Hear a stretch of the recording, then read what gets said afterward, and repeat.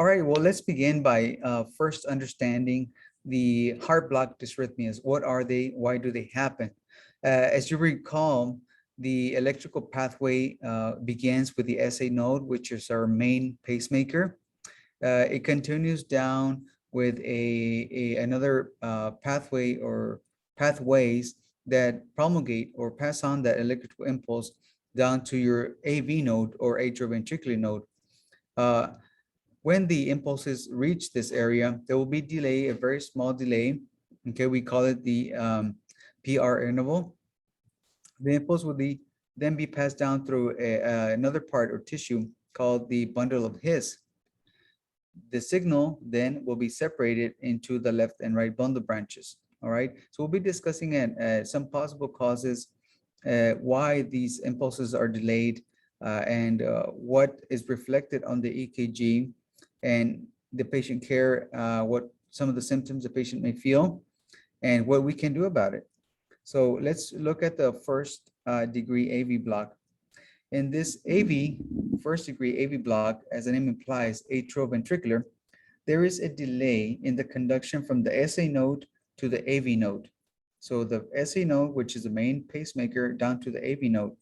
This is a delay in the impulse.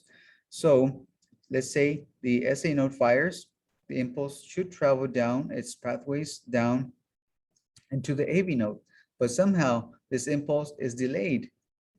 As you might recall, the time it takes from the SA node to fire and the signal to be received by the AV node, it's what we see in the EKG from the P wave down to the beginning of the R wave. So we call this the PR interval.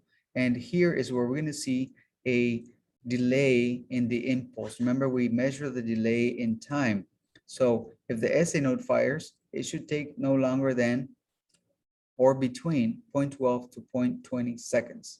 So from the time the SA node fires to the time the impulse reaches the ventricles should take no longer than 0.20 seconds, but no less than 0.12. Okay, so remember, these parameters are very important that you remember so that you can keep track of it. So how do we detect a first degree impulse? Well, it's very simple. If you remember this measurement, 0.12 to 0.20 is the time frame from the SA node to the AV node. Okay, so using the criteria for classification, remember, we always look at the rhythm. So is it regular rhythm? So you get your calipers and you place one end and the other end over the R waves and you go one by one. Okay, so if the rhythms or the R's are all matching, that means that the rhythm is regular. In this case, in first degree AV node, first degree AV blocks, you'll notice that the regularity between P to P or R to wave is constant. So there should be no changes from the P to the P or the R's to the R's. So those should remain constant. We look at the next criteria, which is the rate. What is the rate, not only of the R waves, the ventricles, but also the atria? So we're going to be measuring two rates. You measure the rate by different methods. Either you use the 300 method, the 1500 method, or the 6-second strip method. Okay, so if it is a regular rhythm, then you can use the 1500 or 300 method. If it's an irregular rhythm, then you can use the 6-second method. You know, you count all the R's and you multiply by 10 and it should give you the rate.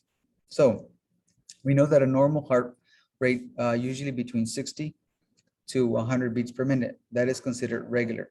Okay, so anything beyond that will be a tachycardia. Anything below will be considered a bradycardia. All right, the next criteria, P wave morphology. What does the P wave look like? Remember, the SA node fires, that is going to be reflected in your P wave. So look at the shape. Is it well-rounded or is it peaked? Is it biphasic where you have one part of the P wave pointing down and the other one pointing up? Is it flat? Is it absent? As we discussed in AV dysrhythmias, what is going on with the P wave? So we'll have to evaluate every P wave for every heartbeat. The P waves will have the same morphology in this case and shape. Each QRS complex has a P wave before it. Remember, every time the SA node fires, you see a P wave, and then later you should see the R wave. So there should always be a company, okay? There is the same number of P waves and QRS complexes. So far, everything should be pretty constant, pretty normal. Now, the next criteria is where we're going to focus on in this particular dysrhythmias. We look at the PR interval. We said the measurement normal time should be between 0.12 to 0.20 seconds. In this case, the PR interval is longer than 0.20 seconds. So right there, it's telling you if it's more than 5 little squares, which is 0.20, then there is a delay in the impulse from the SA node to the AV node. So instead of taking less than 0.20, it's taking longer. So this is telling you that something is delaying the impulse from the SA node to the AV node. That's why you use your calipers to measure the PR interval, okay? From the beginning of the P to the beginning of the R, you should be between 0.12 to 0.20. If not, there is a problem. The QRS duration in this particular dysrhythmia, first degree AV block, you're going to notice that the QRS duration and morphology are within normal limits. There is no changes. The QRS should be between 0.06 to 0.10 seconds. So very narrow, right? Normal looking QRS complexes, all right? So first degree AV block, with this one, the PR interval is constant and measures longer than 0.20. This is one of the key factors determining that you should look for. The PR interval, although it's longer than 0.20, it's going to be constant, okay? If it's 0.24, it's going to be 0.24 for all of them, 0.24. Remember this because when we move on to the next dysrhythmias, you're going to notice there's going to be a slight change. So keep that in mind as we progress to the next one, okay? There should be no delays.